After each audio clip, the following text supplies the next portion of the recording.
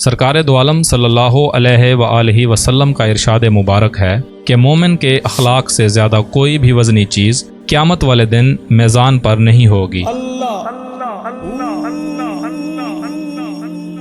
ترکی میں ایک روسی سیاح نے ہوٹل میں کئی دن قیام کے بعد پیسے ختم ہو جانے پر جب ہوٹل چھوڑا تو باہر زوروں کی بارش ہو رہی تھی۔ روسی نے ہوٹل والوں سے بہت کہا کہ مہربانی کیجیے، مجھے ایک اضافی رات اپنے ہاں بسر کرنے دیجیے، مگر ہوٹل والوں نے اسے شدت کے ساتھ انکار کر دیا۔ اس برستی بارش میں روسی کسی ٹھکانے کی تلاش میں چلا تو اسے ایک گھر کے سامنے شیڈ سا بنا دکھائی دیا۔ روسی نے اس گھر کا دروازہ کھٹکھٹایا۔ اندر سے ایک شخص کے نکلنے پر اسے اپنا مدعا بتایا کہ اگر اسے اعتراض نہ ہو تو وہ بارش کے رکنے تک یہاں ٹھہرنا چاہتا ہے، جیسے ہی بارش رکے گی وہ چلا جائے گا۔ تاہم اس وقت روسی کی حیرت کی انتہا نہ رہی جب گھر والے نے اسے گھر کا دروازہ کھول کر اسے اندر آنے کو کہا، ایک کمرے کو اس کے لیے مخصوص کرتے ہوئے گزارش کی کہ وہ اسے میزبانی کا شرف بخشے، رات بھر اس کے گھر میں مہمان کی حیثیت سے رکے اور کل بارش رک جانے پر چلا جائے۔ روسی نے حیران ہوتے ہوئے کہا، مگر میرے پاس تو آپ کو دینے کے لیے ایک پیسہ تک نہیں ہے۔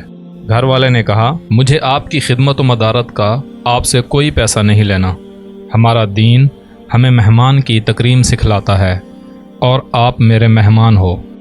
روسی نے پوچھا، اور آپ کا دین کیا ہے؟ میزبان نے کہا، اسلام۔ مہمان نے پوچھا، اور یہ اسلام کیا ہوتا ہے؟ میزبان نے اسلام کی تشریح اور فلسفہ بتایا تو روسی نے ان کے حسن اخلاق، میزبانی اور تکریم سے متاثر ہو کر اسلام قبول کر لیا۔ عربی مثل ہے کہ جو اخلاق اور ادب کا سرمایہ رکھتا ہے وہ دلوں کو ہمیشہ کے لیے خرید کر لینے کی قوت رکھتا ہے۔ ترکی میں ہی قیام کے دوران ایک دوست نے بتایا کہ میں اور میرا بیٹا ایک جائے نماز خریدنے کے لیے دکان میں داخل ہوئے۔ سب سے اچھی اور اچھوتی جو جائے نماز ہمیں پسند آئی، اسے ہم سے پہلے ہی ایک گاہک اٹھائے کھڑا تھا۔ گاہک قیمت میں کچھ کمی اور رعایت چاہتا تھا، جبکہ دکاندار اپنی بتائی ہوئی قیمت پر اٹل کھڑا تھا۔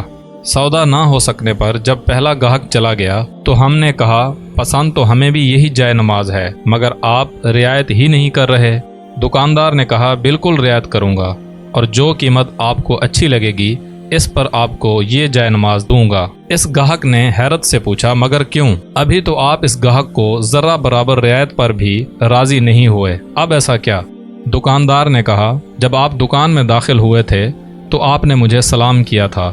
سلام تو آپ کے بیٹے نے بھی مجھے کیا تھا، بلکہ اس نے تو مجھے مصافحہ اور ہاتھ بھی ملائے تھے۔ آپ لوگوں کا یہ اخلاق مجھے آپ کو کیسی ہی رعایت کیوں نہ کرنی پڑے پر مجبور کر رہا ہے۔ آپ کے آداب اور اخلاق کی وجہ سے آپ سے رعایت اور آپ کے ساتھ میرا حسن معاملہ آپ کا حق ہے۔